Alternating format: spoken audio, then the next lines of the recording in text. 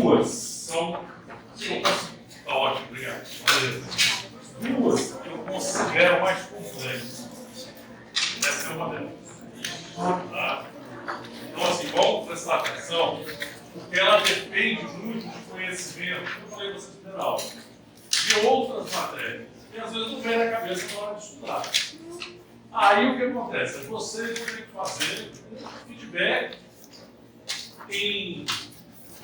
Vocês vão ver ali que a gente vai falar um pouquinho, não muito profundamente, de ciclo de greves, vai falar de fosforilação legislativa, mas não profundamente. Tá? Não vou entrar. Mas quem quiser entender e não decorar, vai ter que dar uma olhadinha.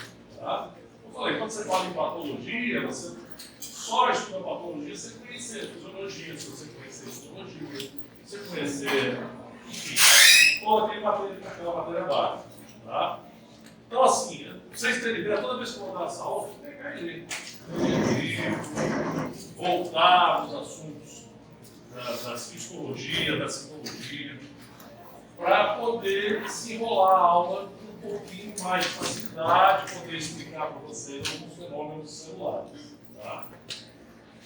Essa matéria, do livro que eu passei para vocês, deve dar aí meia dúzia de páginas, gravura aí. Okay? Mas quando se fala em fenômenos celulares, às vezes você lê um parágrafo e diz, pô, peraí, isso está meio confuso. Vamos lá, vamos destrinchar. O que significa isso? O que é esse fenômeno? Vou procurar para ver o que é, vou poder lembrar para poder entender a matéria. Tá? Então, vamos iniciar. Eu vou bem com bastante calma, tentando fazer vocês entenderem os fenômenos. Tá? Se a gente tiver dúvida, a gente procura. Se eu souber explicar, a gente vai estar tirando as dúvidas de vocês. Mas não é assim, nada extremamente complexo. Mas é só porque depende de conhecimento que muitas vezes vocês já viram anteriormente e possam não recordar. Tá?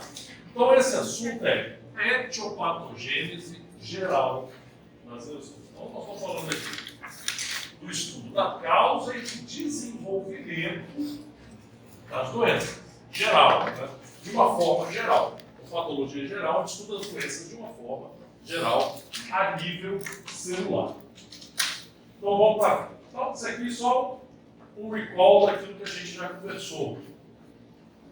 Que a célula, a causa das doenças é uma agressão a nível celular, toda doença começa com agressão a nível celular, e o tipo de lesão que vai ocorrer depende do tipo, duração e intensidade da agressão. Okay?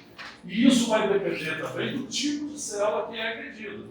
Nós já conversamos sobre isso: célula neuronal, célula muscular, célula hepática. Então, dependendo do tipo de célula que é agredida, uma agressão pode ter consequências diferentes. Não sei se na turma de vocês eu falei desse exemplo, que a falta de oxigênio, que é a hipóxia, que a gente vai estudar hoje, numa célula neuronal, ela pode causar morte celular em 3 minutos. Numa célula muscular, cardíaca, pode levar 30 minutos. Okay? É a mesma causa, falta de oxigênio, mas a consequência é diferente por causa da especificidade da célula, né, que está sofrendo a agressão. Okay? E dependendo desses quesitos que eu acabei de falar, essa lesão pode ser reversível ou irreversível. Quando a gente fala de lesão reversível, entenda-se. Se a causa, a agressão for cessada, a célula volta ao normal. Quando entra numa fase irreversível, mesmo você removendo o agente agressor, a célula, você não consegue voltar mais. A célula fatalmente vai entrar em morte. Okay? Então, assim, só dando um conceito para você ter aquele chavão, para vocês poderem estudar, o conceito está aqui, dá uma lida, memoriza, isso aí. Lesão reversível. Ocorre quando a célula agredida pelo estímulo nocivo sofre alterações funcionais e morfológicas, porém mantém-se viva, recuperando-se quando o estímulo nocivo é retirado ao cérebro. A gente falou. Lesão irreversível ocorre quando a célula torna-se incapaz de recuperar-se depois de cessada a agressão. caminhando para a morte. Às vezes ela não morreu, mas não tem jeito mais. A lesão foi tão grande que ela vai caminhar para a morte invariavelmente. Beleza? São várias as causas, né? A etiologia das lesões neurológicas. As principais são a redução da disponibilidade de oxigênio à célula, chamada de hipóxia, a geração de radicais livres, hoje muito estudado, a pessoa não quer mais envelhecer, não vai no endocrinologista, quer fazer um tratamento aí, porque vou retardar o envelhecimento. Então, as pessoas estão cada vez mais investindo no conhecimento sobre os radicais livres. E a resposta imunitária inata e adaptativa, que é o estudo, principalmente, dos processos inflamatórios que norteiam, com certeza, a nossa especialidade, a odontologia. Okay? Então, vamos lá, agora isso. Então, esses são os principais. Existem outros? Existem outros. Esses são os principais, o que a gente vai estudar. Se não, quase o resto do trimestre a gente vai estudar esses 3 livros. Sendo que esses 2 aqui, eu vou dar em uma ou 2 aulas. A aula de hoje ou no máximo mais uma. Já a resposta imunitária inata e adaptativa é um assunto tão vasto que a gente vai dar em, provavelmente, nas 3 aulas. Ok? Aí eu já botei aqui legal para vocês. O livro do Boiolo, página 45, está lá. É o início dessa matéria. Para vocês não perderem tempo procurando demais. O livro do Boiolo, você entra lá, vai ver etiopatogênese geral das lesões. Eu tinha colocado para uma turma anterior, até no WeTransfer, para baixar, quem não pegou o livro ainda, quem não fez cópia de vocês, tinha lá no WeTransfer, não sei se já caducou, você conseguiu baixar o livro por esse endereço da turma. Ok? Bom, então vamos falar um pouquinho sobre hipóxia e anóxia. Então, hipóxia e anóxia são causas muito comuns e importantes das lesões e doenças. Então, a gente vê aqui um exemplo muito comum, é o infarto. A gente ouve falar muito de infarto cardíaco, não é infarto do cérebro, nada mais é do que o bloqueio da passagem da corrente sanguínea. Qual é a consequência disso? Parada na disponibilidade de oxigênio da célula. Lembra que eu falei com vocês? Quanto tempo o tecido nervoso aguenta, no máximo, sem oxigênio? Cerca de 3 minutos. Então é fatal. Tá? Então, também chamado, quando acontece dentro da caixa craniana, o pessoal fala em AVC isquêmico. Né? É o AVC isquêmico. Faltou um pouquinho de oxigênio num período muito curto de tempo, a pessoa começa a ficar com o lado paralisado, o lado roxo. Eu acredito que todo mundo já conhece, ou até tem um parente que já teve um AVC, porque é uma causa muito comum. Aí não acontece só aí. Acontece no corpo inteiro, inclusive dentro da bomba dental. A gente vai estudar isso aí. A hipóxia na polpa dental, ela causa uma coisa chamada calcificação distrófica. O canal radicular se fecha, a polpa começa a produzir dentina e o canal some, como se ele desaparecesse. Você radiografa, cadê o canal? Subiu. O que é isso? Calcificação distrófica. Qual foi a causa disso? Hipóxia.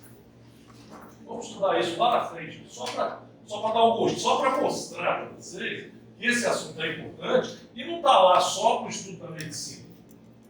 Quem é que gosta de ortodontia? Tem vontade de ser ortodontista? Sabe qual é a base de movimentação ortodôntica? Hipóxia. Quando você aperta o dente, no outro ligamento periodontal, o que você faz com os lábios? Colava. O que não chega lá? Oxigênio.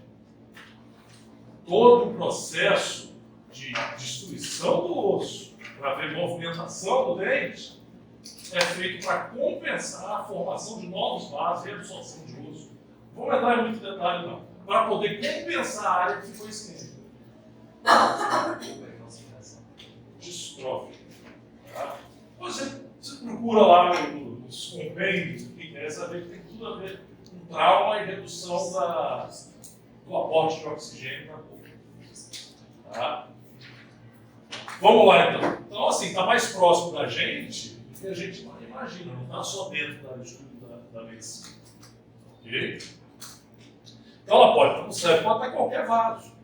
Qualquer vaso pode estar lesionado, ou seja, pode ter um trombo, por exemplo, tá? Uma trombose, um coágulo tampa um pequeno vaso, e aí você tem ausência de irrigação na área irrigada por aquele vaso. Pode ser qualquer lugar do corpo. Tá? Em termos de classificação, hipóxia é a redução do fornecimento de oxigênio. Agora, hipodiminuição, anóxia, aqui já é algo mais intenso, é a interrupção do fornecimento de oxigênio. A hipóxia e a anóxia. A interrupção aqui é a diminuição ou redução. Ok? Então, olha só, dependendo da intensidade e duração do fenômeno de suscetibilidade à privação do oxigênio e nutriente, a célula degenera ou morre.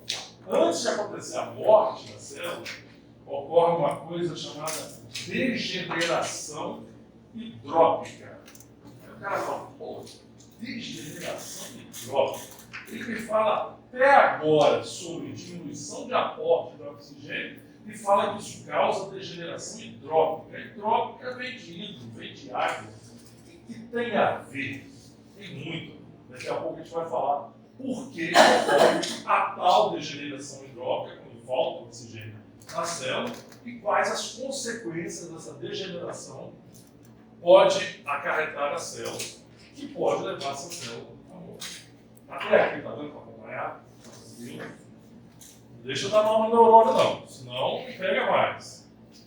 Então tem algumas coisas que eu falo e até repito, para ver se dá uma fixada. Tá? Então vamos lá. Nos estados de hipóxia, a célula sofre modificação metabólica progressiva. Então, lembra que eu falei de adaptação?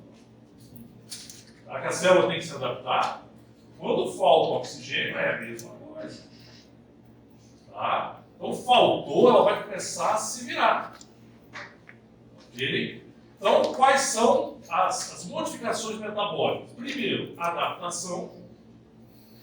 Depois vocês vão ver qual. Lesões que são reversíveis. Elas começam a se lesionar. Depois a gente vai ver tudo isso aí. E se você voltar com a aporte de oxigênio, volta ao normal. E as irreversíveis. Dependendo da intensidade, dependendo do tempo também. Tá? Então, a adaptação. Inicialmente, diante da hipóxia, a adaptação se faz mediante mudança da maneira de utilizar energia. Bom, vamos ver se vocês estão lembrados. Quem é que produz energia na célula? Para realizar a fornecimento de energia, de que a mitocôndria precisa? Oi?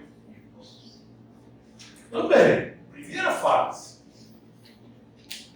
Mas a glicose, ela vai, segue adiante. Oxigênio. Se não tem oxigênio, não tem formação de energia. Por isso que o oxigênio é tão importante para a gente. Por isso que o pulmão se rebenta, né? Para colher oxigênio, para filtrar, para levar o sangue que vai para o coração e bombeiro para o resto do corpo. Porque nossas células precisam de uma coisa chamada energia. A energia serve para tudo. E a célula, ela tem os genes que codificam, que formam proteínas. Essas proteínas, elas vão gerar todo o metabolismo, produção de um monte de substâncias, fazer aquelas organelas sobreviverem. E quem é que é o motor gerador daquilo tudo? É a mitocôndria, e ela depende de oxigênio para a formação de energia. Ok? Tranquilo? Então vamos lá, mastigadinho para não dar bullying. Vamos lá. A hipóxia causa perda da fosforilação oxidativa e da produção de ATP pelas mitocôndrias. Quem é essa tal fosforilação oxidativa?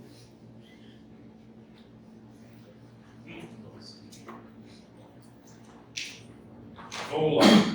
A respiração celular, ela se divide em 3 partes. Prometo que não vai entrar muito a fundo nisso.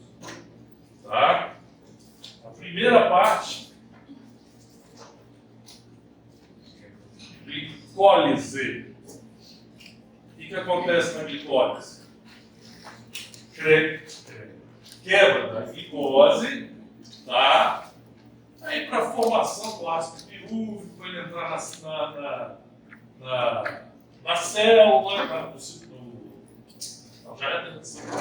para formar, quebrar a glicose para formar 2 ATPzinhos, aí forma NAD, fase e tal, vai dar continuidade aí no processo de respiração.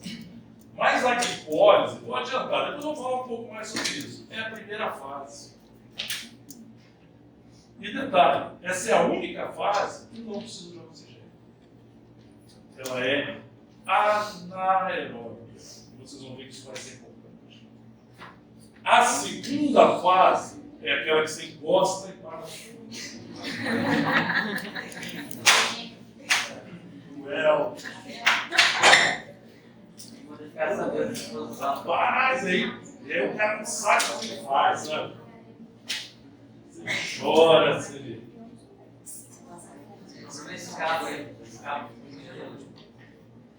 Vamos tentar apertar o botão aqui para ver se alguma coisa acontece.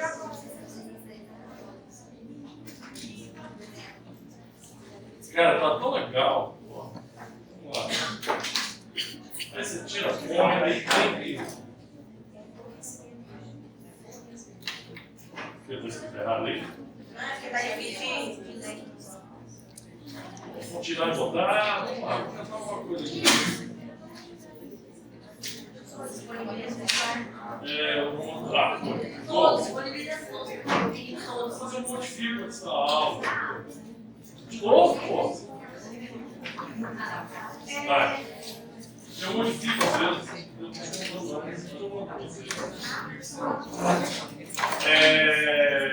A segunda fase é o ciclo de Krebs. E o terceiro é a fosforilação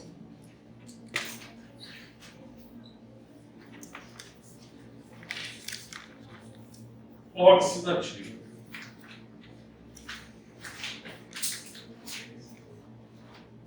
Tanto o ciclo de Krebs quanto a fosforilação oxidativa, elas dependem do oxigênio. A glicólise não depende de oxigênio. Quem é que produz energia mesmo aqui?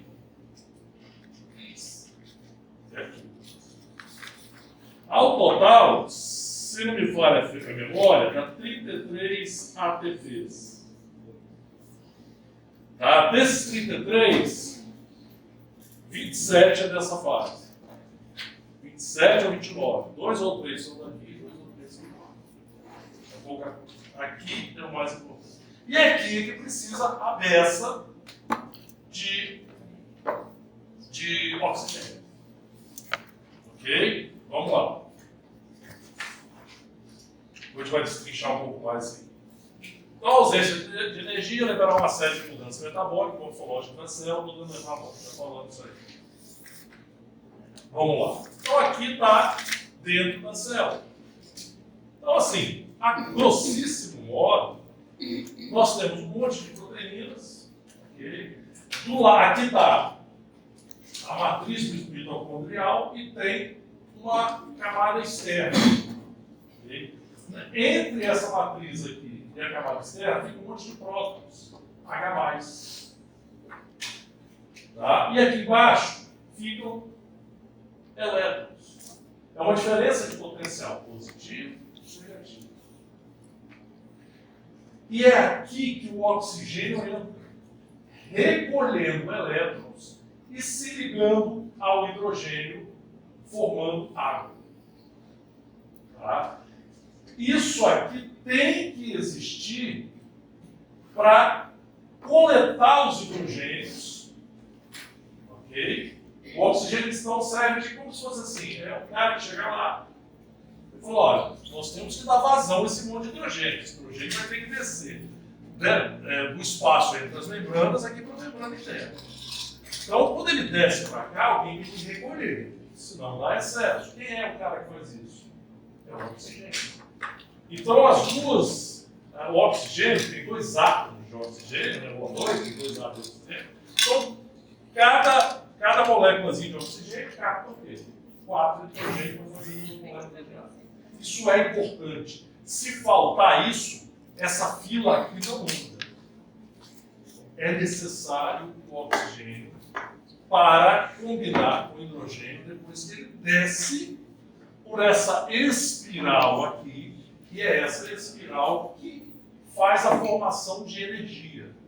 Tá? Quando o hidrogênio desce por essa espiral, que ele gira, a fosforização. É isso aí que vocês falaram, do ADP e vai formar um ATP. Então esse processo tem que existir. Se faltar oxigênio, o maquinário para. Não vai andar. Tá? Essa é a grande importância dele. Então, isso aqui é a terceira fase, fosforilação oxidativa. Tá? Vamos embora. Bom, mas por que o... Então, a gente falou de energia, né? Então, a ATP é energia. A nossa célula precisa de energia. Tá, mas e aí? Bom, na prática, o que ela faz, genericamente? Então, ela faz ativação das vias metabólicas, o metabolismo celular, produção de proteína, a produção de tudo que a célula faz, tudo que ela metaboliza, ela precisa de energia. A ativação das bombas iônicas. O que são bombas iônicas? É o portal de entrada e saída da célula. É como se fosse a porteira ou a porta de uma casa. Tá? Que tem um vigia ali que deixa entrar quem é necessário e quem pode entrar. A célula tem bomba para tudo quanto é ido. As principais são as de sódio, potássio e cálcio. Ok? Então, essas bombas têm que ser resguardadas, tem que tomar conta dela e ela tem que funcionar muito bem. Se ela não funcionar, a célula entra em colapso. Beleza? Só que essa bomba, daqui a pouco vai explicar mais ou menos como, ela não funciona sem energia.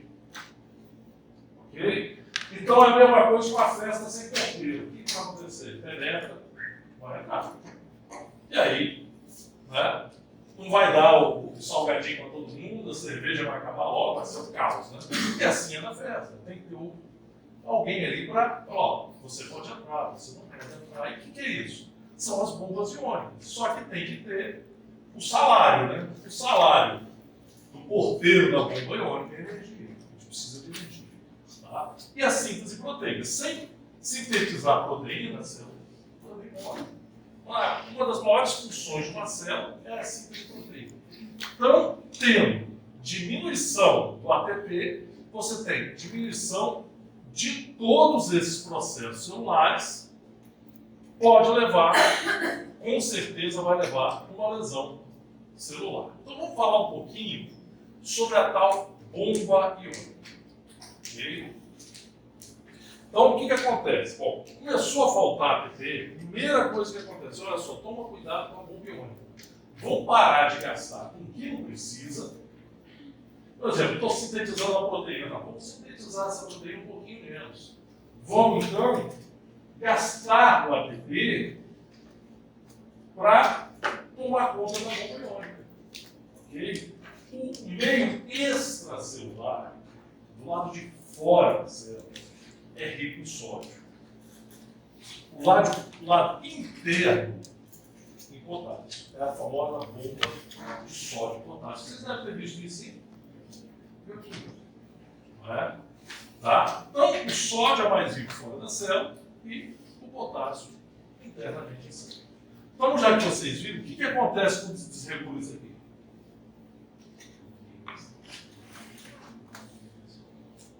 No meio extracelular, o sódio, por exemplo, começa a entrar. Quem é que entra junto com ele? O sódio. Você torna o meio interno, tá? Pensa aqui na célula. Membrana plasmática, núcleo. Aqui é a bomba. De repente começou a entrar sódio demais e potássio saiu. Ao contrário. O que acontece com a célula? Aqui fica mais hipotônico ou hipertônico? Aqui fica mais hipertônico. Fica mais concentrado esse meio. Se você tem um meio hipertônico, para equilibrar isso aqui, o que acontece? O que entra na célula? Água. O que acontece com a célula? Começa a aumentar esse tamanho. Ela fica cheia de água. Entendeu por que se chama degeneração hidrópica? Tá? E uma das primeiras consequências da falta de oxigênio é inverter o meio. O meio que era para estar sólido, que era para estar lá fora, começa a entrar, e o porteiro não está ali. O potássio sai, só que quem é que veio com sódio? A água. E a célula fica imperfeita. Então, se eu olhar no microscópio uma célula com degeneração hidrópica, você vê que ela aumenta de tamanho e fica até mais pálido o tecido. Então, da água fica inchado. O órgão incha o tecido. Por isso que o nome, apesar de ser diminuição no fornecimento de oxigênio, vai causar na célula a tal degeneração hidrópica. Cada essa inversão aí no papel da bomba de sódio e potássio, ela vai entrar água junto com sódio, tá? E a célula vai inchar. Tá? Então, ó, adaptação ao oxigênio. O ATP passa a ser consumido, sobretudo em atividade de bomba iônica e em síntese celular. Se ela parar de sintetizar também, ela pode diminuir, mas ela não pode parar. A célula tem sua função. Tá? Se um órgão parar de produzir uma certa citocina, um certo hormônio, né, ele para de sinalizar para outros tecidos, daqui a pouco está entrando em falência. Ok? Vamos lá.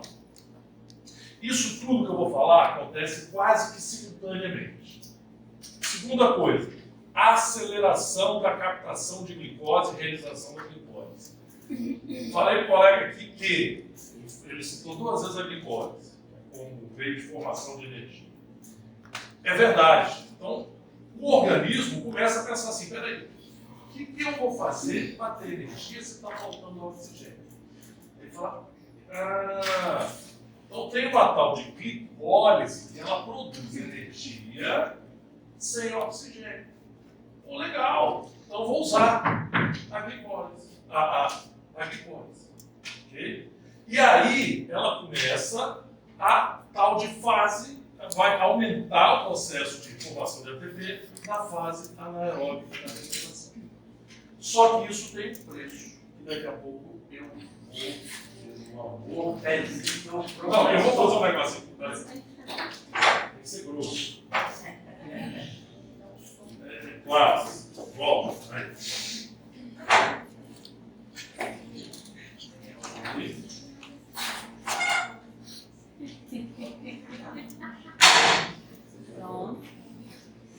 Antes de derrubar, vai ser barulho.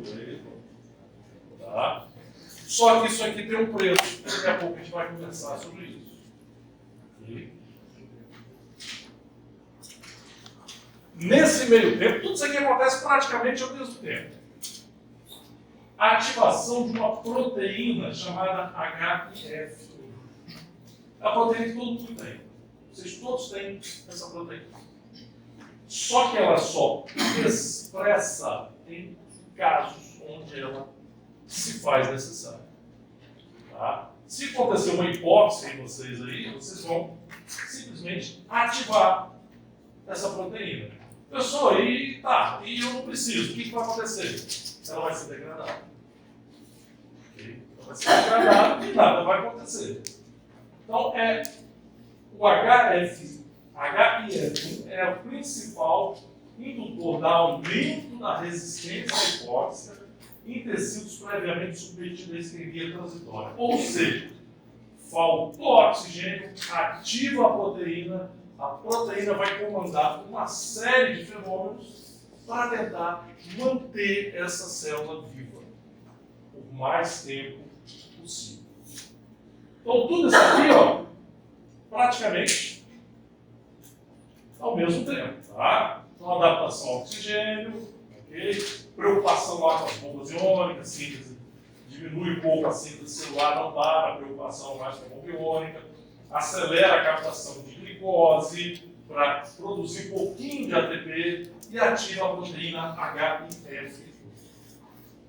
Essa proteína é o que a gente chama, sem muito detalhe, é uma proteína de transcrição. Então ele vai ler o código de DNA, transcrever em RNA e do lado sai para o citoplasma e lá fora ela vai produzir uma série de outras proteínas com funções diferentes.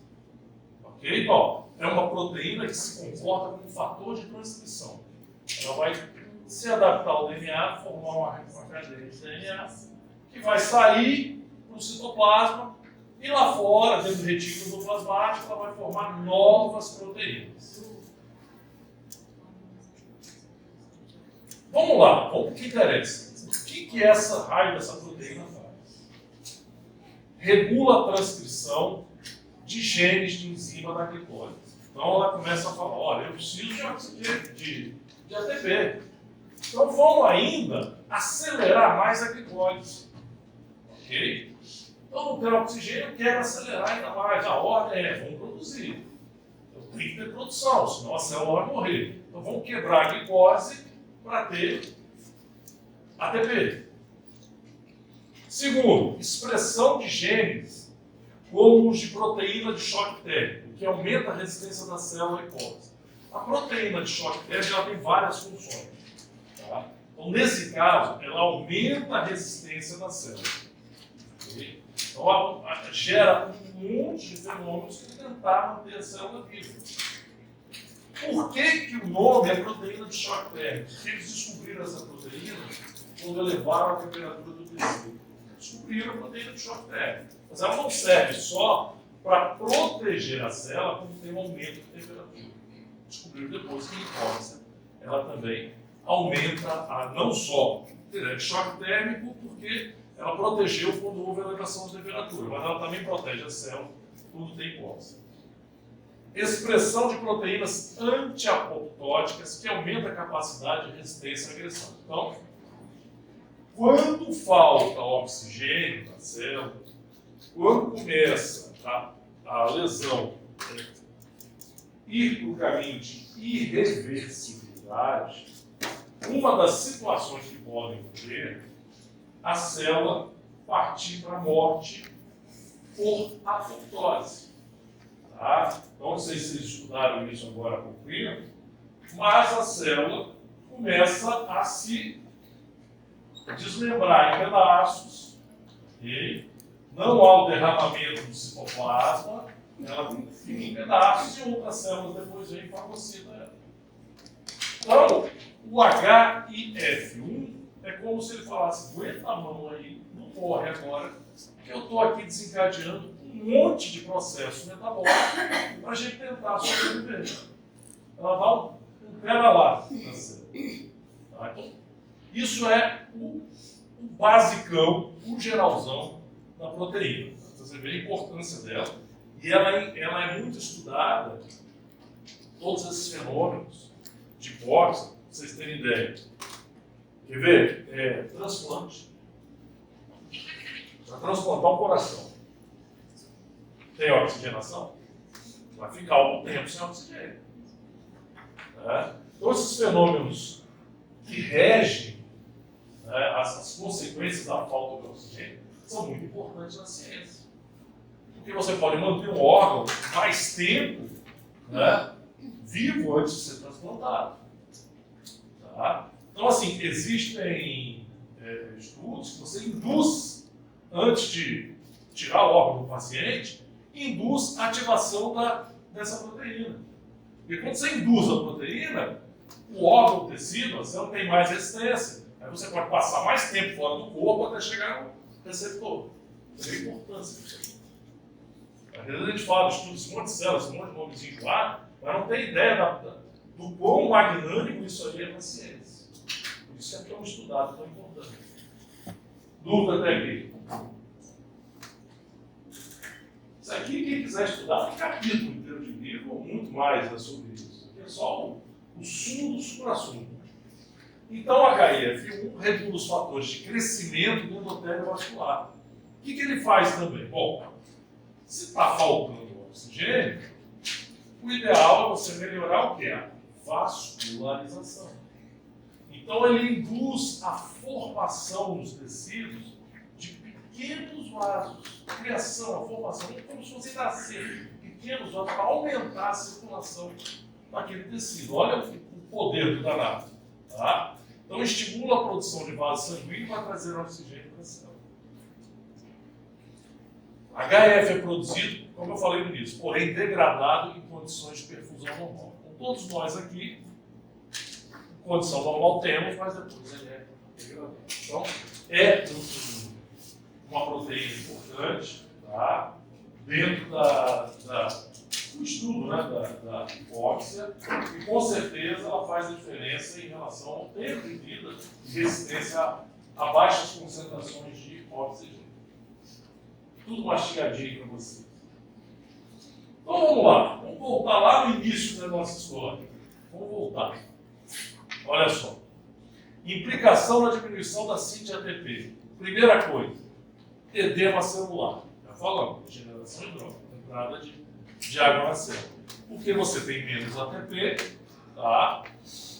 Você tem prejuízo na bomba de sódio e potássio. Já falamos isso aqui, eu não vou perder muito tempo. Então aí entra sódio, sai potássio, e você tem a entrada também de água. Tá? Então isso precisa de ATP. Se você tem prejuízo, começa o tamanho da célula a aumentar.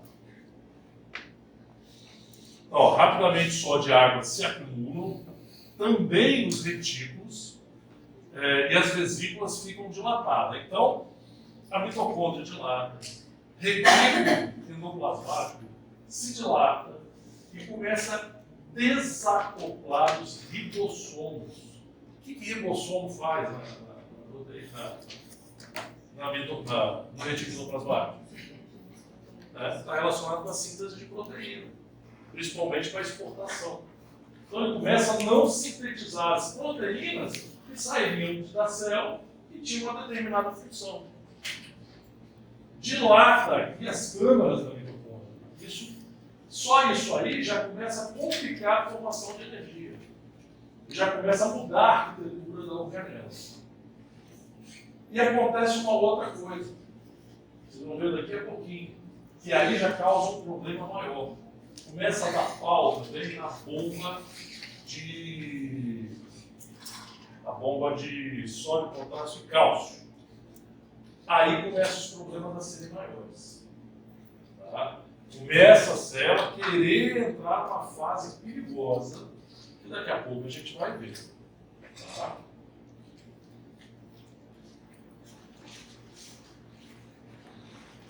Já comentei com vocês.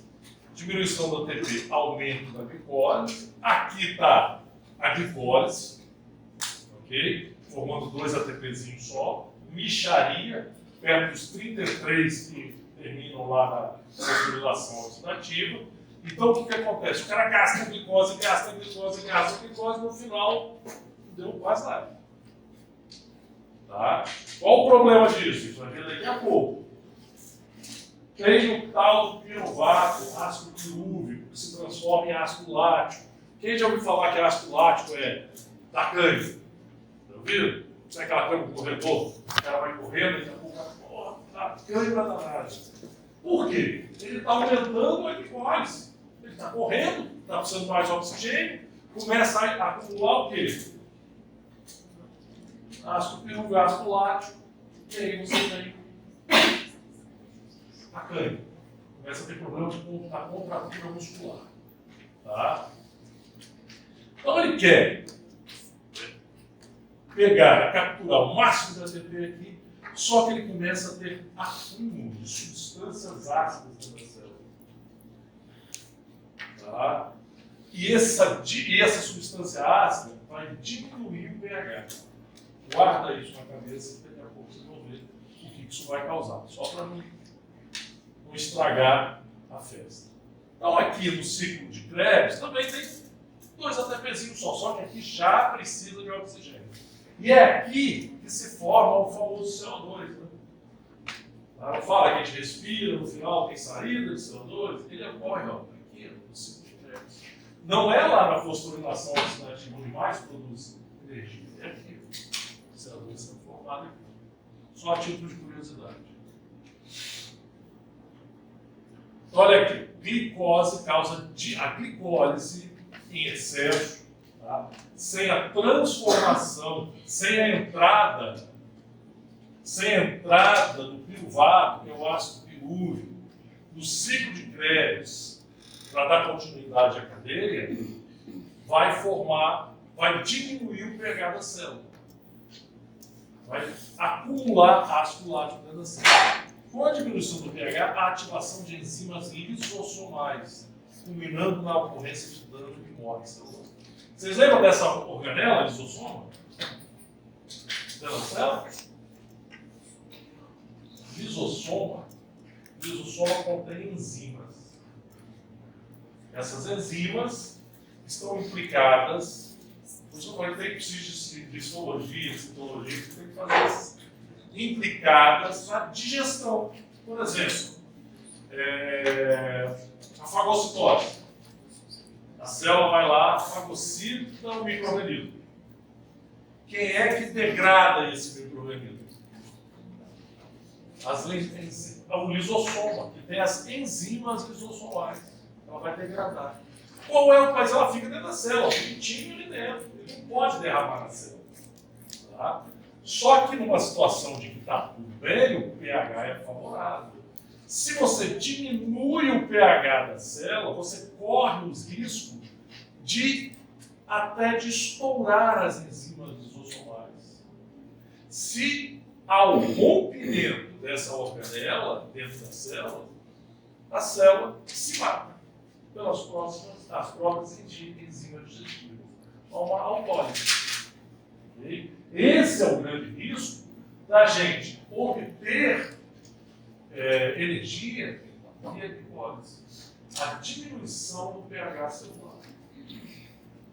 Tá?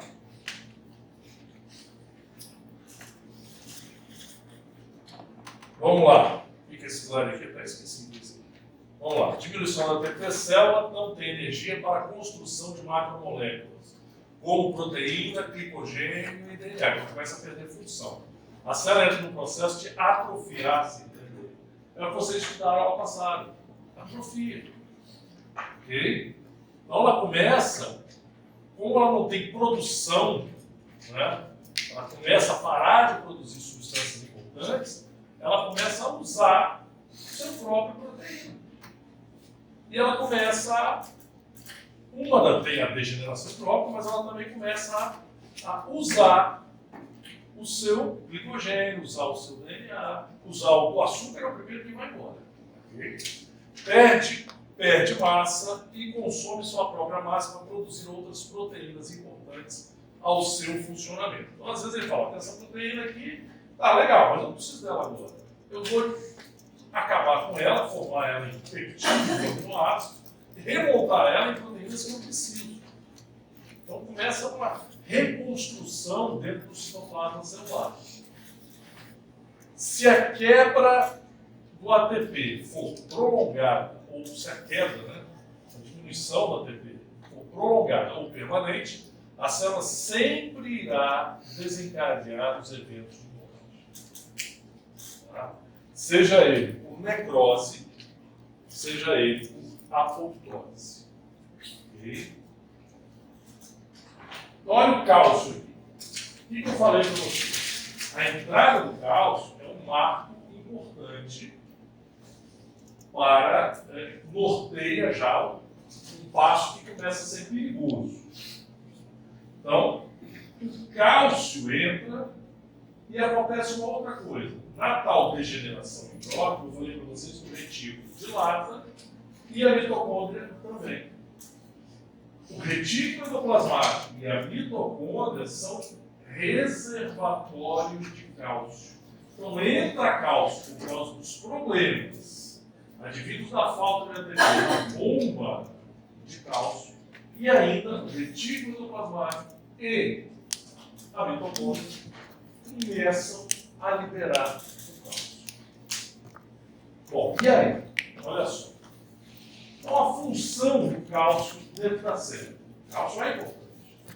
Tá? Então, sinalização intracelular é importante para a condução nervosa. Contração da musculatura, precisa de cálcio. E ativação e inibição enzimática. Bom, o problema está aqui. Que o cálcio ele serve de chave ativadora para várias enzimas que estavam lá dentro da célula de boa. Estava lá, tranquilo. Se a célula estivesse legal, aquelas enzimas não estariam desempenhando função nenhuma porque não precisava dela. O cálcio é a chave para a ativação de algumas enzimas que, para funcionar, elas precisam de ATP. Aí, avacalha tudo.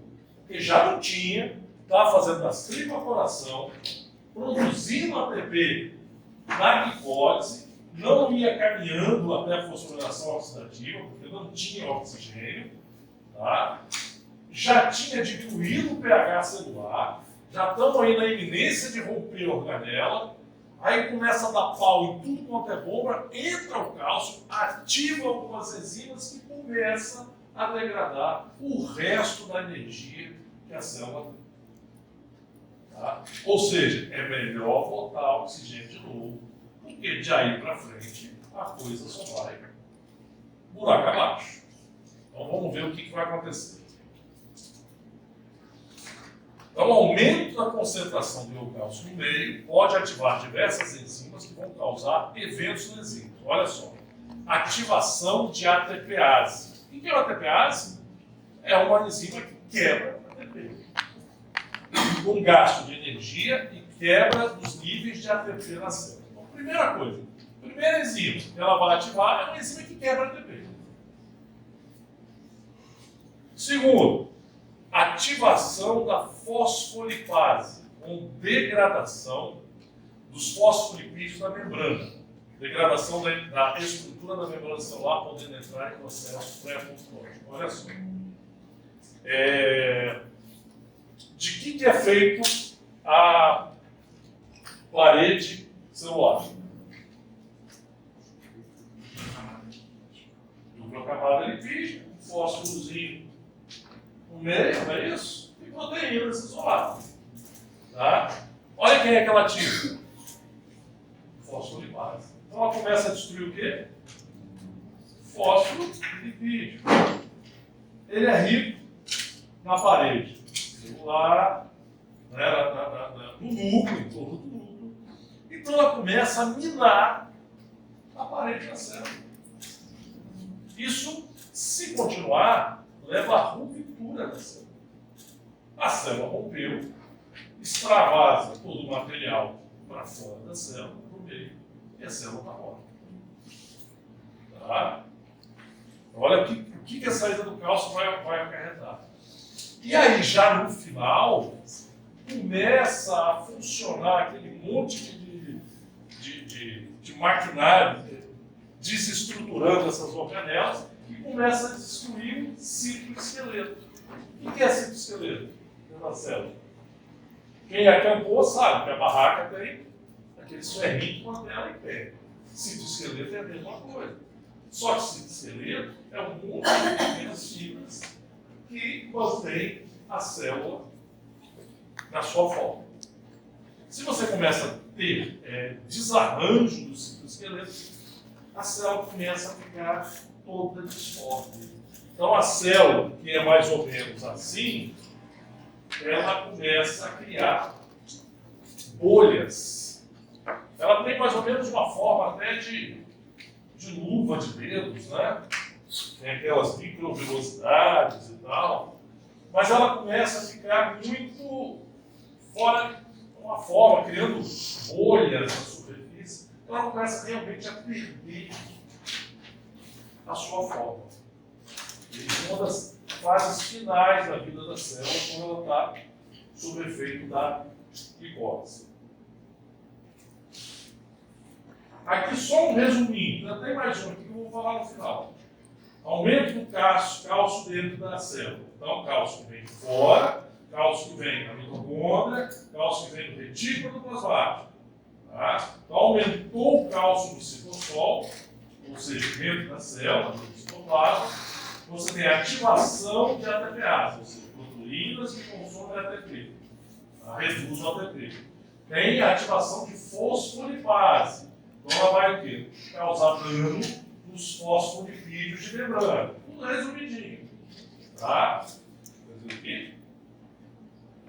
A fosfolipase é protease, então dos fósforos e do lipídio da membrana celular. E dentro do núcleo também endonuclease, que vai causar dano no núcleo, ou seja, lesão da cromatina nuclear. Então começa a degenerar o quê? A própria estrutura genética, né? Os próprios genes começam a... Então a célula já está perdendo a sua vitalidade. Pode passar. Aqui só lembrar uma coisa. Tem oferta acessível de acetil-CoA aqui na glicólise, quando você começa a captar energia na glicólise, né, para suprir a falta de oxigênio.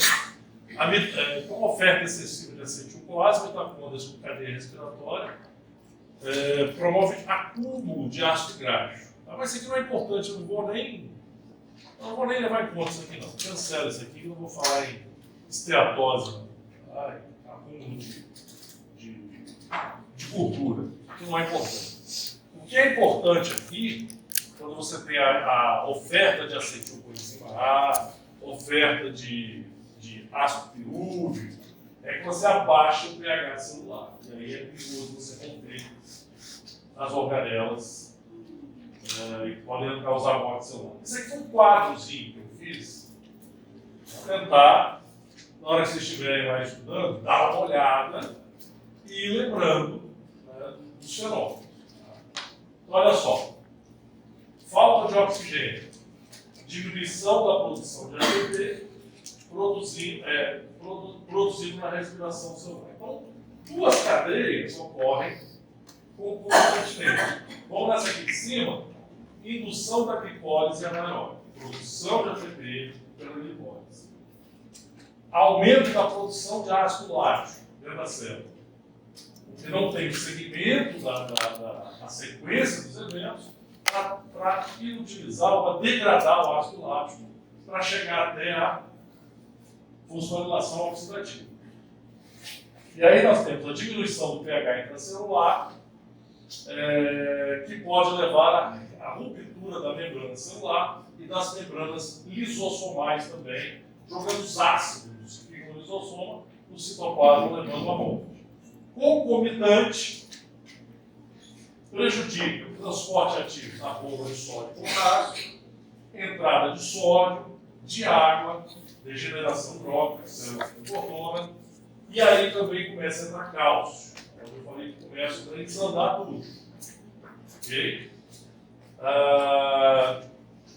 Deixa eu ver aqui. Aí você tem também a saída de cálcio do retículo plasmático, da mitocôndria, ativação daquele monte de enzima que não precisava ser ativada, principalmente das fosfolipases, das endonucleases, das... Tem mais? Faltou uma aqui. Bom, ele vai. Ativação da enzima, protease, ATPase, endonuclease, causa destruição da proteína, ATP, ácido nucleico da membrana celular. Então aqui começa a perigar a ruptura da membrana celular. Okay? E esse fenômeno todo pode levar à ruptura da membrana de morte. Então, esse é o resumo do suprassumo de tudo que a gente falou. Isso aqui, gente, tem N vídeos na internet. Um monte. Todos eles vão falar mais ou menos a mesma coisa.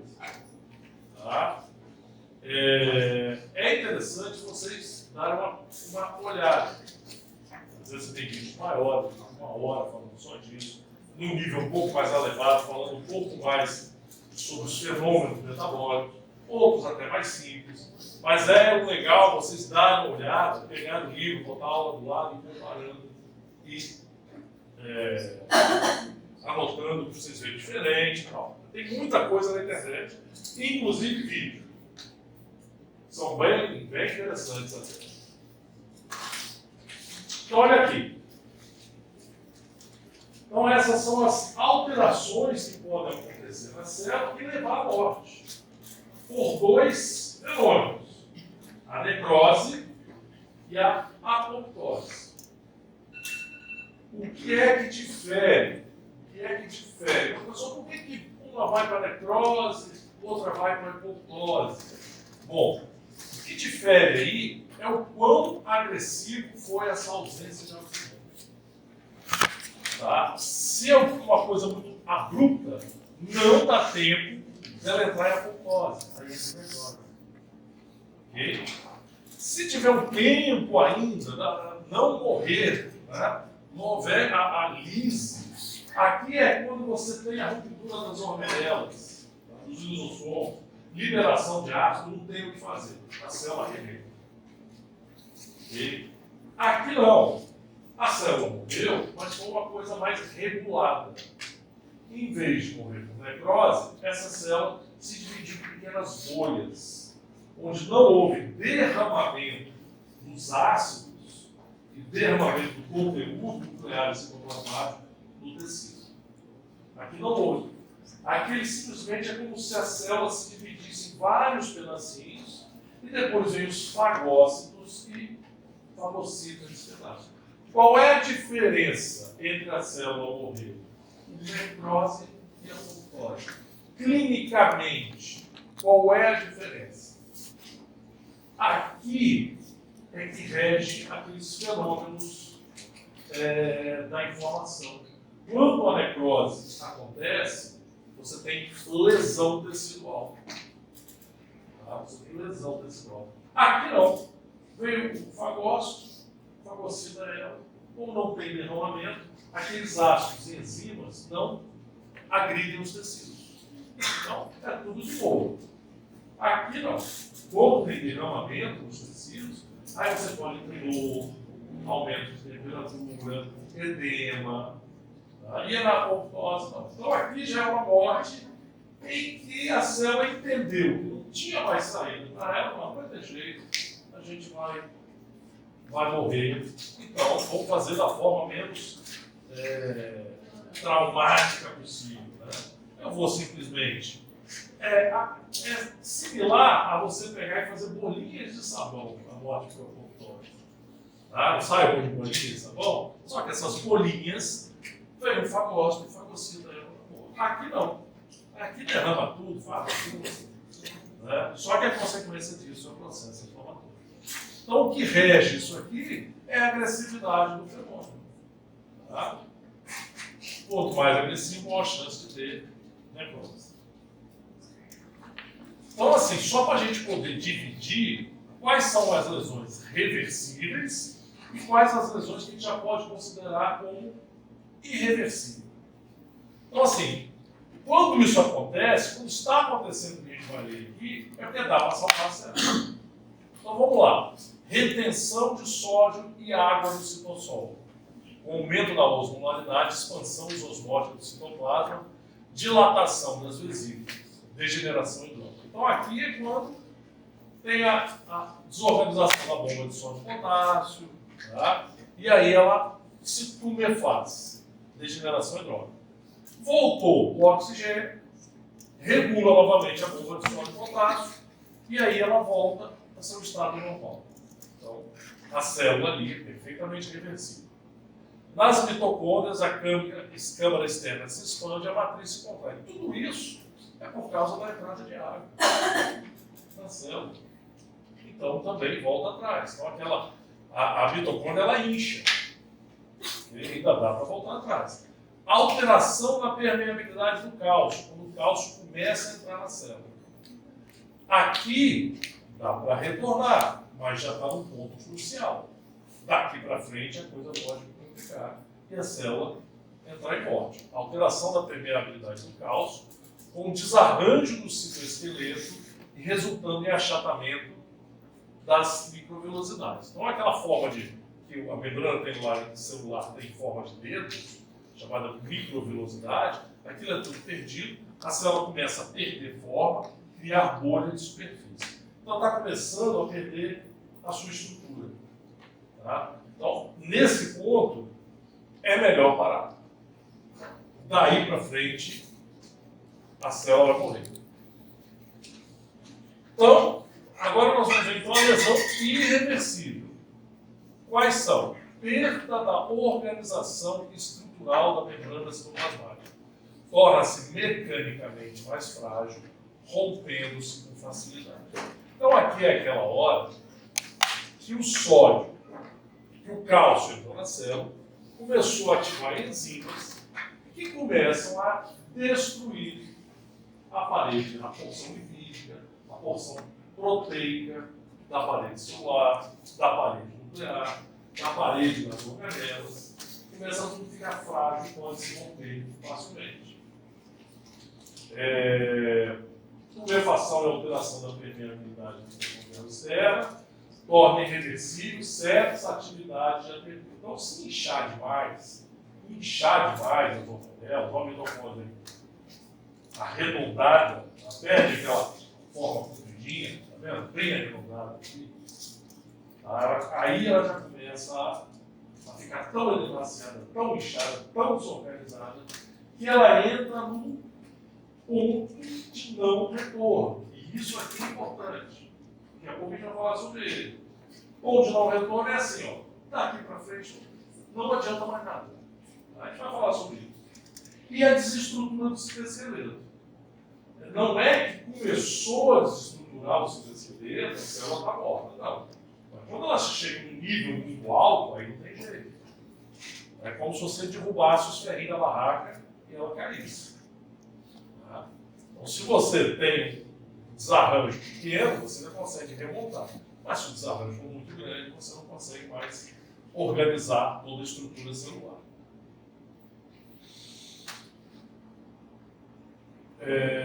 Então, o lisossomo é aquela vesícula dentro da célula que tem os ácidos, que são importantes, vocês vão ver lá na fagocitose, na escola de inflamação, que essas organelas auxiliam na digestão celular. Por exemplo, fagocita um microorganismo qualquer, quem é que vai degradar aquele microorganismo? O composto dos lisossomos. Então, vai ajudar nos fenômenos de fagocitose, tanto de microorganismos, de qualquer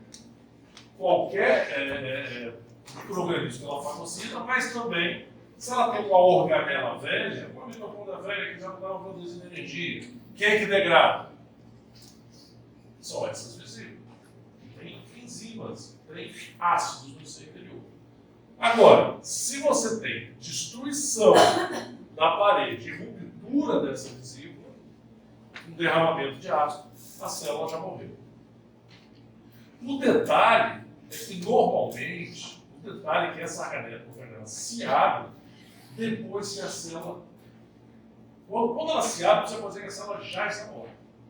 Tá? Ela já atingiu o ponto de não retorno.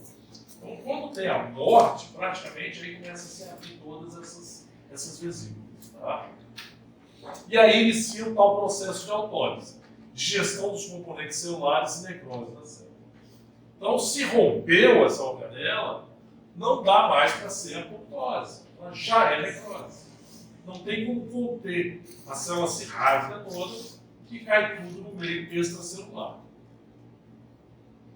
Olha lá, quando a enzima lisossômica, essas enzimas dentro do lisossomo, passa para o citosol, a célula já está morta, não sendo essa a causa da irreversibilidade da lesão. Na hora que isso aqui se abre, a célula já morreu.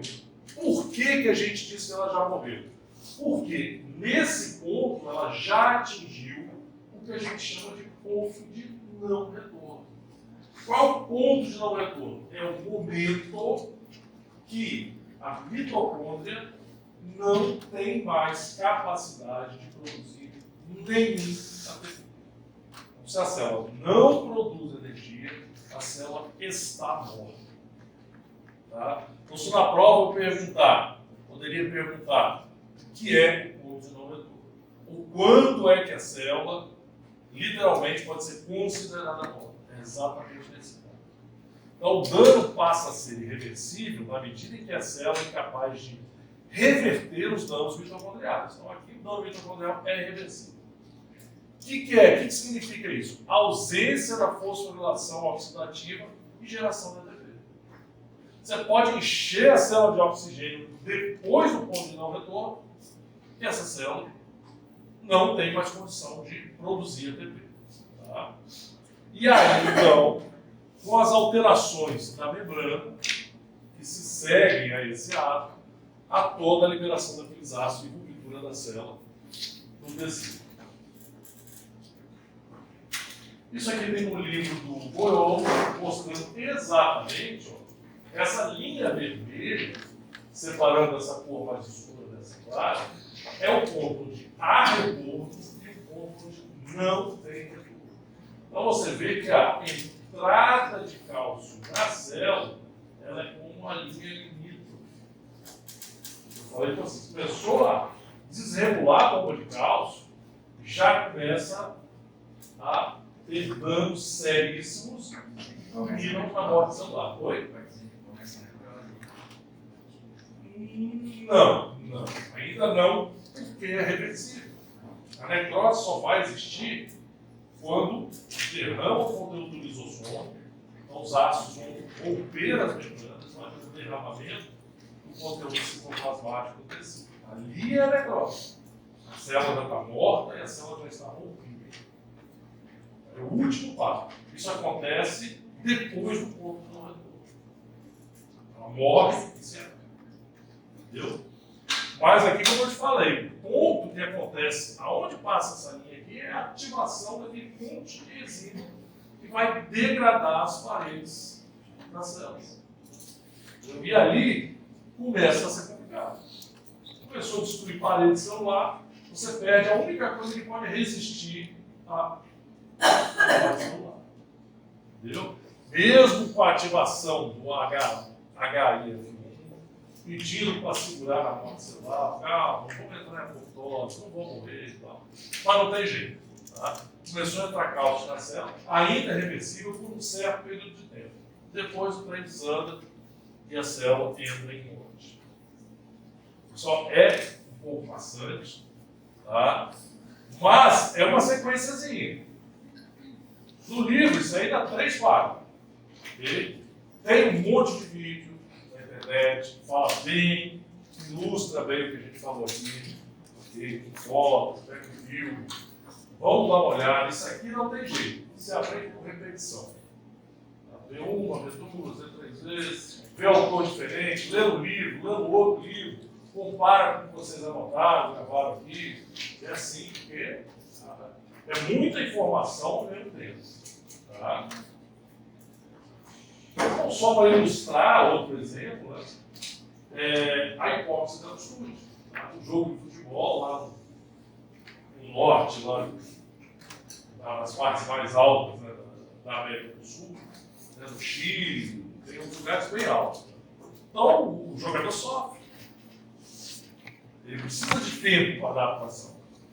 Se não der, geralmente o cara vai uma semana antes, né? Não aguenta nem treinar, põe a língua do lado de fora. Por quê? A quantidade de oxigênio é muito baixa. Quem é que joga bem lá? O cara que é de lá, está acostumado. As células já estão preparadas um aporte menor de oxigênio. O certo, se eu não me engano, se não me falha a memória, o cara chegar não tenho certeza, 1 ou 2 meses antes. Quem gosta de futebol aí deve saber melhor do que eu. Temos um mês, 2, assim, antes para o organismo dele se acostumar com a diminuição da taxa de oxigênio.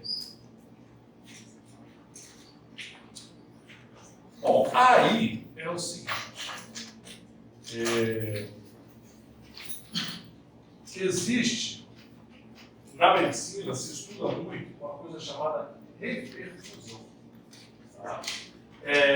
A volta, se você tem um órgão sem oxigênio, depois você dá oxigênio para ele abruptamente, o que acontece? Tudo bem, né? Dá oxigênio, você dá oxigênio, legal, negativo. Existem chamadas lesões induzidas por reperfusão. Tá? Lesões por reperfusão. Nós vamos entrar agora, que hora agora? Já deu 7h15. Tá? A gente vai falar um pouco agora sobre radical livre. E aí, o que acontece, gente? A gente falou sobre fosforilação oxidativa. Então, há um equilíbrio. Quando o oxigênio entra na mitocôndria, ele sai do outro lado com água. Ele forma energia e forma água. Tá? Então, o oxigênio, ele recebe cada moléculazinha do O2, dois átomos, uma molécula, precisa de cada molécula de oxigênio para formar água precisa de 4 átomos de hidrogênio. Tá? Só que esse processo de dar o hidrogênio para o oxigênio não acontece tudo de uma vez. Ele fala, toma aí. Aí ele vai lá, se liga, sai bonitão. Não é assim. É um de cada vez. Toma um, aí fica esperando o outro lá, toma outro. Agora o O2 está ligado a 2 hidrogênios. Calma, já falta 2. Aí ele vai dando. Bom, se você não conseguir formar água, ele vai produzir um radical livre. Tá? Depois você vai ver o que é radical livre. Se ele não formar água, ele forma um radical livre. Se ele formar um radical livre, o radical livre causa dano à célula. Se der menos hidrogênio que o oxigênio precisa, em vez de fazer bem, ele faz mal.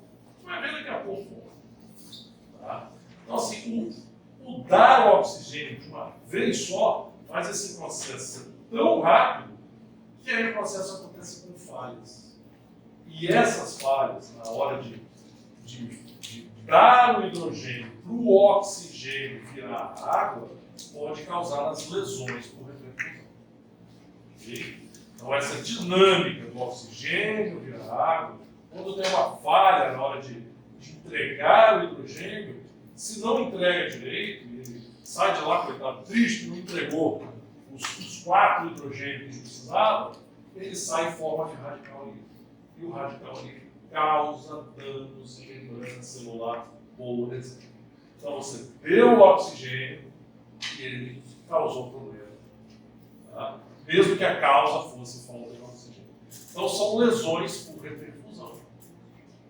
Então isso aí é muito importante no estudo dos transplantes. Okay? Então você dá drogas, você tem método, né, para realizar esse transplante, tentando coibir, diminuir as lesões por reperfusão. Tá? Dizem que os tecidos que já sofreram falta de oxigênio e depois voltaram ao normal controladamente, eles adquirem uma memória contra a hipótese. Tipo assim, se vier de novo, já vem menos traumático, né? Já vai causar menos dano. É como se ele tivesse uma memória do que aconteceu. Tá? Então, se eu causar a ideia seria, ó, antes do cara doar o coração, a gente vai tirar um pouco do oxigênio e depois voltar com o oxigênio em níveis que não vão causar problema.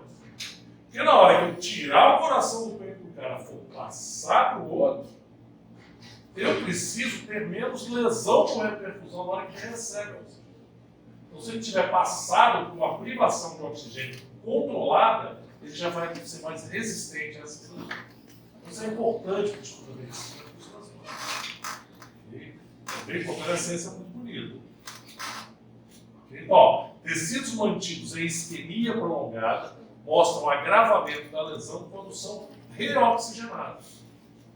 Esse paradoxo é explicado pela formação de radicais livres do oxigênio a partir das primeiras moléculas de oxigênio que chegam ao tecido após a recuperação do fluxo sanguíneo. Você não transforma o oxigênio em água, você vai dar menos hidrogênio do que ela necessita e ela vai virar, em vez de água, ela vai virar radical livre. Deixa eu ver que eu fiz no estudo da nossa irmã. O efeito está em alta, é importante. Liguei não. Mas tá bom, liguei tem 3 horas. Estava aqui em casa? Vou dar saúde. Desculpa, gente, estou usando a sua mão. Bacana? Dúvida? Esse gente me apavora. Essa matéria é cascudinha, tá? Mas é 3 páginas assim do livro. 3, não é muita coisa. Só que é muito fenômeno. Tá? É muito fenômeno. Depois que pega o fim da meada, vai começar legal. E aí, nas aulas que vêm, vocês vão ali, a gente pode estar tirando dúvida aqui para vocês.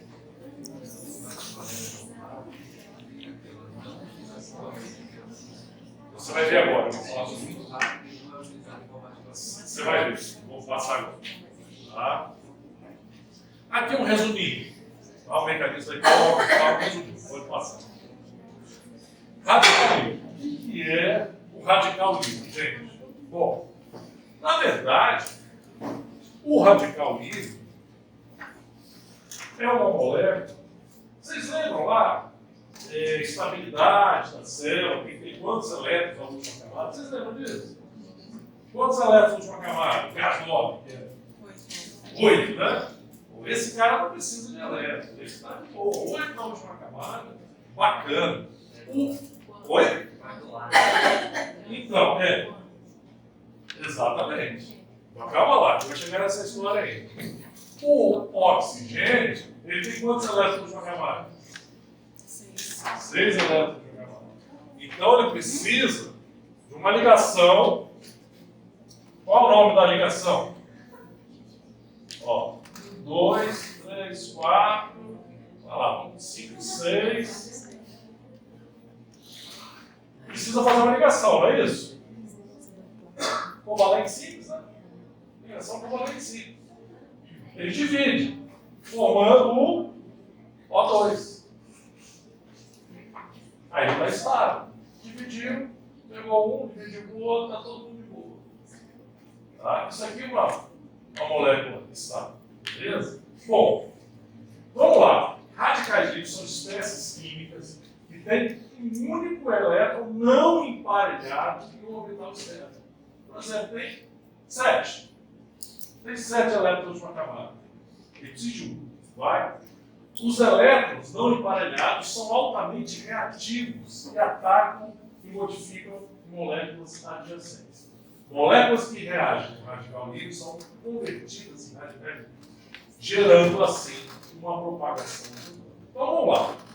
Se você vier aqui numa molécula eletricamente estável, com todo mundo lá na sua última camada, tá? E catar um elétron, ela vira um radical livre, que vai catar o elétron da outra célula. Aqui perdeu? Pô, sacanagem, peraí, aí não vale. E vai catar da outra célula. Então, e começa uma reação em cadeia. Ok? Os radicais livres, eles rapidamente podem se espalhar, dependendo do número que ele tem. Tá? Então, pode se espalhar numa cadeia e causar lesões celulares. Tudo porque eles roubam elétrons, desestabilizando a molécula que ele atacou. Ok? O mais famoso radical livre são os radicais livres do oxigênio. É isso aqui que acontece lá na mitocôndria. Ok? Então a produção de radical livre dentro da mitocôndria, lá na respiração celular, tem tudo a ver com o assunto que a gente falou daqui a pouco. Então na cadeia respiratória, está lá o nosso oxigênio, com 6 elétrons na última camada e 2 ligações aqui covalentes simples. Beleza? Bom, aqui ele está de boa. Então ele entrou lá na mitocôndria, bom, dá uma moral aí na respiração celular, né? E ele vai recebendo elétrons. Elétrons, logo depois, ele se une à molécula de hidrogênio. Tá? Quando ele recebe um elétron apenas, ele quer 8. A última camada, ele quer 7. Isso aqui já é um radical livre. Radical livre chamada de superóxido. Ele recebeu um elétron. Mas, eu falei para vocês que ele vai recebendo aos poucos, na boa, de um por vez. Calma lá que você vai receber o outro.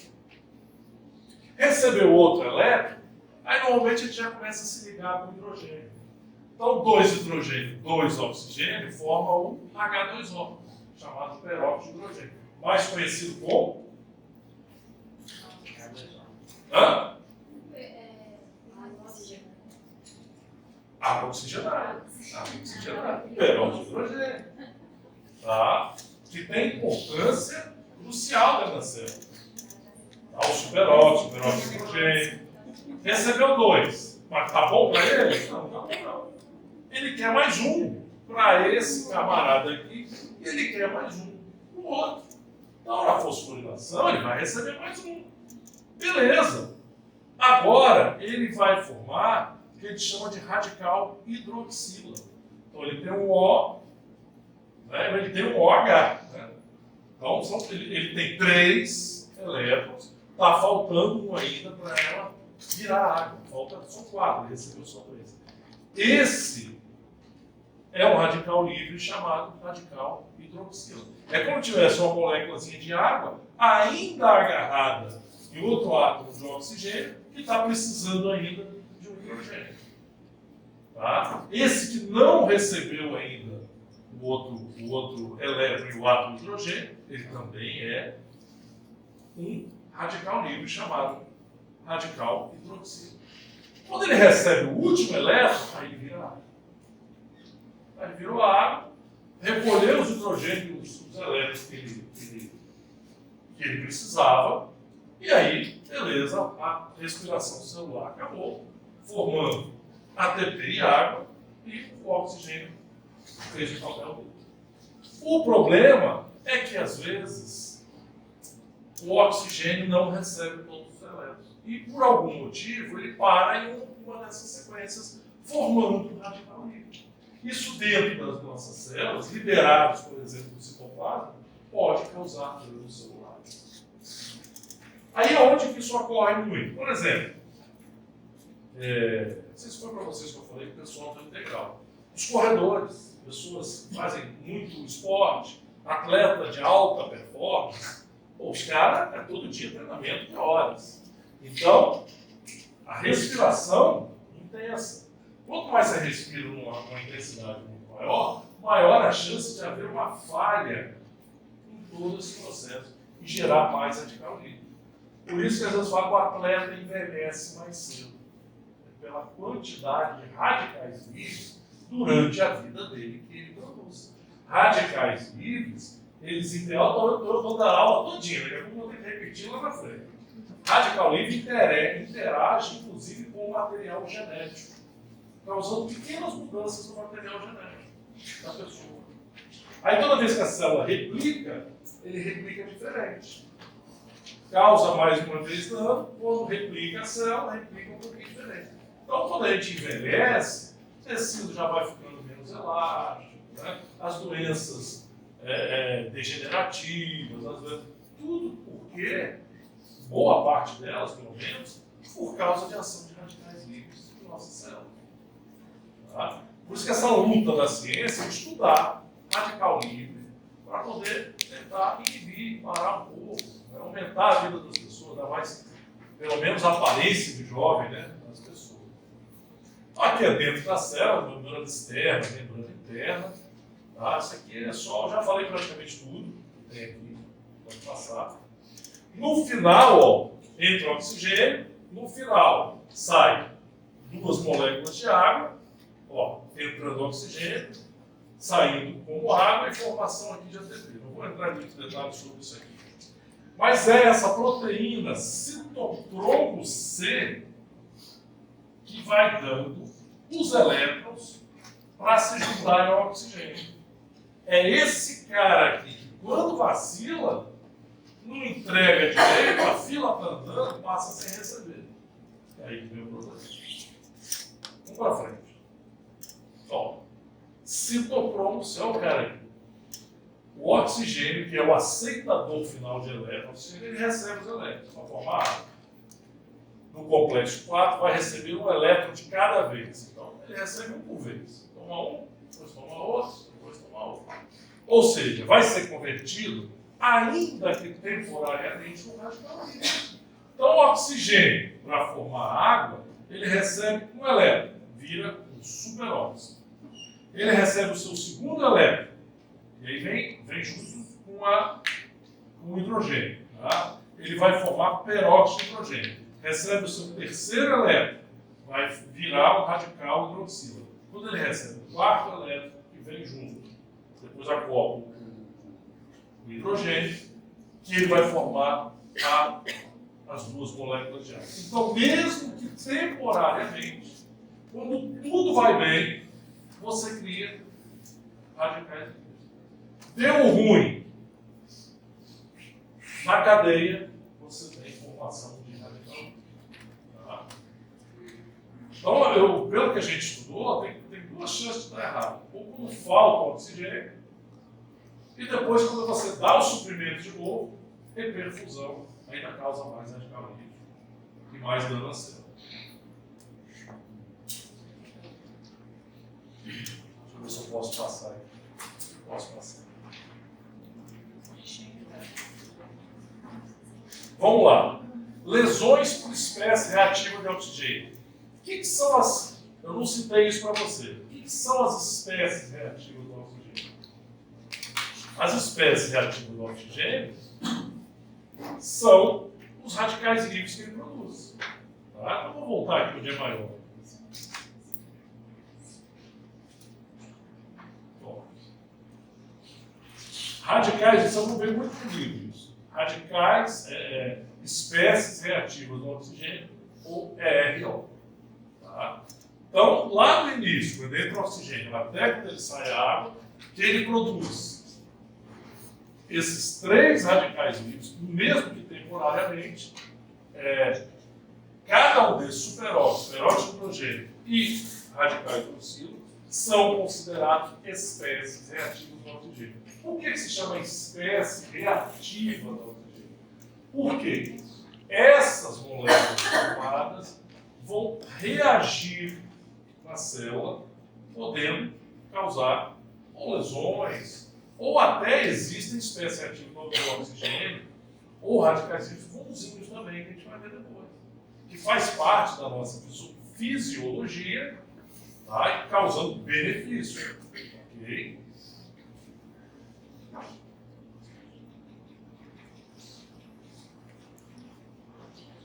Bom, a gente viu como é que ele é formado, que ele faz parte da respiração celular, da fosforilação oxidativa. A gente viu que para formar o oxigênio, para formar água, mesmo que temporariamente, ele vira um radical livre. Né? Falei que se ele não receber os elétrons direitinho, ele pode causar dano na célula. Mas quais são esses danos? O primeiro deles, peroxidação lipídica, tá? Que é a degradação oxidativa do lipídio da membrana plasmática e organela. Ou seja, ele pode causar ruptura na membrana celular também. Igual a gente estudou lá na hipóxia, ele pode causar dano na parede fosfolipídica. Tá? Então, ele pode causar dano celular por dano nas paredes nucleares, na parede das organelas, da própria célula. Então, pode resultar em lesão extensa de todas as membranas. Fragmentação das proteínas. A célula é um maquinário produtor de proteína. Então, ela começa a degradar, fragmentar as proteínas. Tá? Se você eliminar a proteína da célula, a célula vem à morte. A célula é movida por enzimas, é movida por proteína. Se você degrada a proteína, a célula vai entrar em falência. Okay? E existem maquinários dentro da célula, como o proteossomo, que toda a proteína que não serve para nada, ele destrói. Então vai lá, a espécie redutiva do oxigênio causa dano na proteína, o proteossomo destrói a proteína que ele inutilizou e a célula começa a entrar lá em atrofia, até a morte. Lesão do DNA, foi aquilo que eu falei para vocês. Pode causar câncer, alguns tipos de câncer, causa envelhecimento, porque ele provoca quebra na cadeia, nas fitas de DNA, tá? Danifica a base nitrogenada, okay? Então ele pode causar uma ruptura dupla, pode causar uma ruptura simples na hélice, e toda vez que duplicar aquela célula, mesmo que ela não morra, vem algum defeito genético. Defeitos genéticos, em casos extremos, podem causar câncer. Então, espécies reativas, radicais livres, podem causar câncer por mutação no material genético. Então, o dano oxidativo do DNA tem sido relacionado ao envelhecimento celular e à transformação neoplásica da célula. Okay? Então, aqui tem um bando de tipos de radical. Os mais importantes, então, que faz parte da nossa fisiologia, então, os do oxigênio. Um outro que trabalha muito bem é os do nitrogênio. Faz parte lá da fagocitose, de fazer na aula de inflamação. Mas existem vários, tem uma relação imensa aqui, é só alguns dos tipos de radicais. O mais importante é o óxido nítrico e os do oxigênio. Bom, até agora eu só falei coisa ruim. Né? Existem uns camaradas também, e é aí que a medicina entra, que são os antioxidantes. Tá? Então, isso, a tentativa, antioxidante, estou indo na tentativa de retardar a ação dessas espécies reativas. Então, as células possuem sistema antioxidante que impede o efeito lesivo dos radicais livres e outras espécies reativas do oxigênio. Então, o que é um oxidante? É uma molécula que pode ceder elétrons sem virar um radical livre. Então, você está fazendo uma bagunça danada, você está tirando elétron do outro. Peraí, fazer o seguinte, eu vou te dar um elétron para você, você fica de boa, você não vai me prejudicar e você volta ao normal. Essa molécula é o antioxidante. Dentro lá na fosforilação oxidativa, existe antioxidantes. São eles: catalase, superoxidase, dismutase, a peroxidase. Então isso aqui está ali dentro da mitocôndria. Tipo assim, ó, se der ruim aí, eu entro em ação. Eu vou tentar transformar aquele radical livre em água. Não vou falar na cadeia como é que acontece. É um processo meio grande e complexo. Tá? Mas essa substância, superoxidase, catalase, glutationa peroxidase, tiorredoxina, e aí vai. As vitaminas, ó, vitamina E, vitamina C, encontradas na dieta, são antioxidantes também.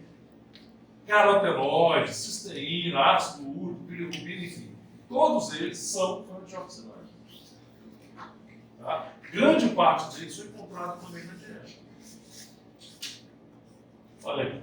Então, o que os médicos falam é que eles indicam uma alimentação saudável, com menos gordura, né? Esporte, como eu falei, em demasia causa também produção de radicais livres, mas é importante também para a homeostasia da nossa célula. Então, a alimentação e exercício físico é a fórmula para viver bem em relação aos antioxidantes. Bom, então nós já vimos que você tem os antioxidantes que vão tentar controlar esses fenômenos. E o que é estresse oxidativo? Estresse oxidativo é como se fosse uma balança. Tá? Se você tem radical livre e tem um antioxidante, logicamente, você precisa ter um antioxidante o suficiente para neutralizar a ação do radical livre. Quando você tem menos antioxidantes necessários para neutralizar aquele radical livre, a gente entra no que a gente chama de estresse oxidativo. E aí a balança pesa um óbvio. Ok? Tá? Então, a célula normal. Radicais livres começam a atacar a célula. Tá? Se você não tem a quantidade de antioxidante necessária para neutralizar esse processo, a célula vai entrar em embora. Então, assim, então, vamos dar um conceito. É quando não possui excesso de radicais livres, é quando se possui excesso de radicais livres em comparação à sua capacidade de neutralizar seus efeitos nocivos pela ação de antioxidante.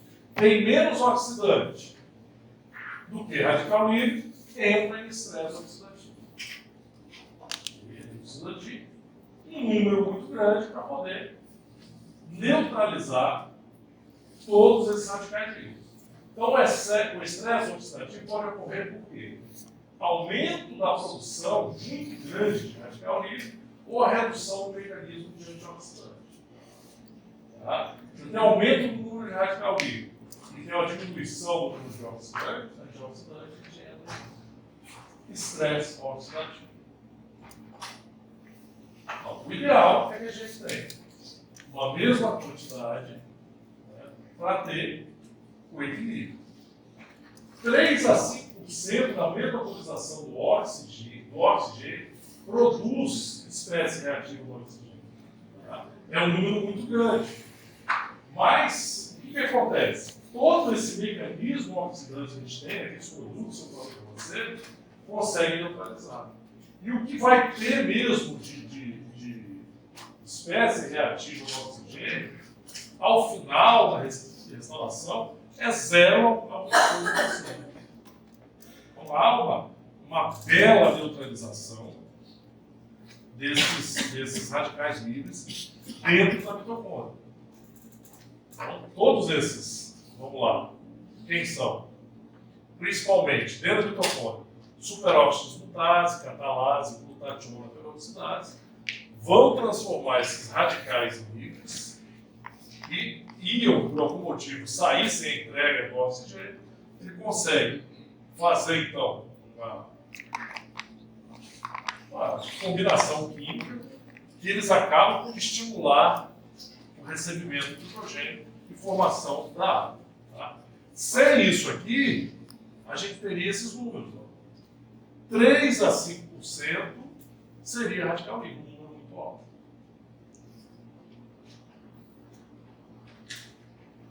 E o que causa?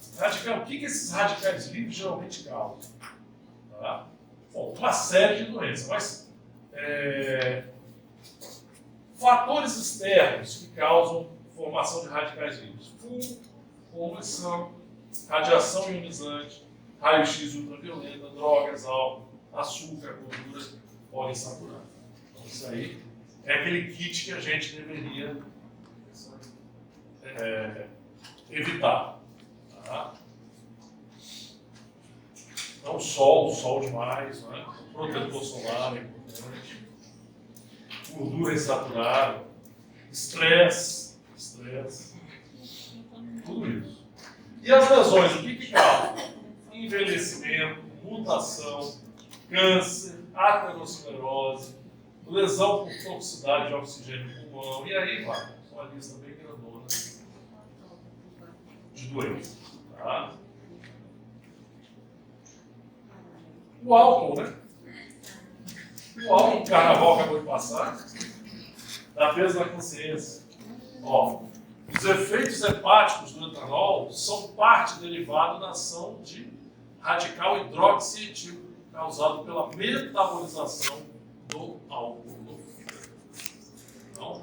Então as consequências do álcool, a toxicidade, também tem a ver com os radicais. Oi?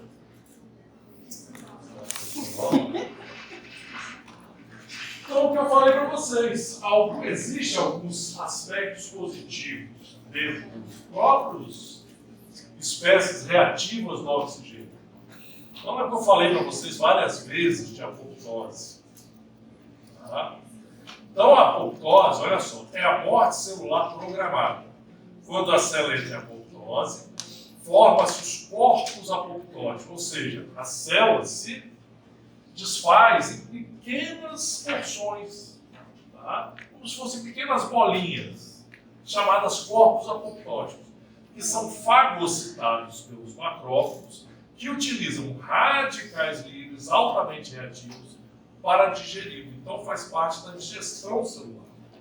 O fagócito vai lá, engloba os tais restos apoptóticos e, para eliminá-lo, precisa de espécie reativa do oxigênio. Okay? Então faz parte da fisiologia da fagocitose e destruição de partes, né, fagocitadas de célula, não só de célula, quanto o sistema imunológico degrada micro-organismos pela ação dos radicais livres. Então, da mesma forma que a célula engloba parte de células mortas, ele também engloba micro-organismos dentro de suas vesículas e degrada. Então, assim, em demasia, radical livre é maléfico. Mas, de uma forma controlada, ele é importante para a nossa vida. E se não tivesse radicais livres dentro da célula para fazer fagocitose, destruição dos micro-organismos, a gente não teria o nosso sistema imunológico. Tá? E quando ele dá defeito, a gente sabe exatamente as consequências de várias doenças aí, que causam depressão do sistema imunológico, que pode causar a morte, uma delas, bem claras e reais. Ok? Aqui tem um filminho mostrando, só para dar uma relaxada, para a gente parar, justamente a fagocitose.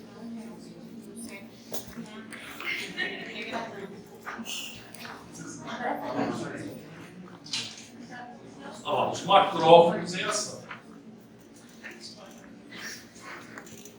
Então vocês vão ver ele fagocitando cada bactéria. E eles são gulosos, olha lá, uma vez só. Eles abrem esses pseudópodos, né, envolvem as bactérias e vão digerir dentro de vesículas contendo as espécies reativas do oxigênio. Aí vão degradar todo aquele material. Oi? Ele encapsula e degrada. Ele simplesmente digere ele, quebrando a célula, né, por meio dos espécies reativos de oxigênio e do nitrogênio também. Então eu não falei que ele quebra a parede celular, degenera o lipídio, né, a parte fosfórica, isso que vai fazer com a parede celular das bactérias. Uma concentração muito grande.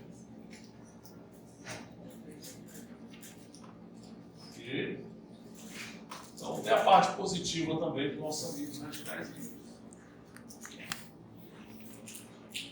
Aqui o óxido nítrico, ó, participação desse radical livre na inflamação, vasodilatação, relaxamento do músculo liso, modula a reação inflamatória, inibe a adesão plaquetária, sinalização intracelular e extracelular e neurotransmissão. Então, o óxido nítrico então, é vital para o bem funcionamento, a homeostase do nosso organismo. Beleza? Que hora agora? Então tá na hora. E aí, filho? Tranquilo? Tá? Eu sei que a aula é um pouquinho pesada, maçante, deu uma bela lida, são 6 ou 7 páginas. E semana que vem, se vocês quiserem, a gente pega um pouquinho discutindo isso aí.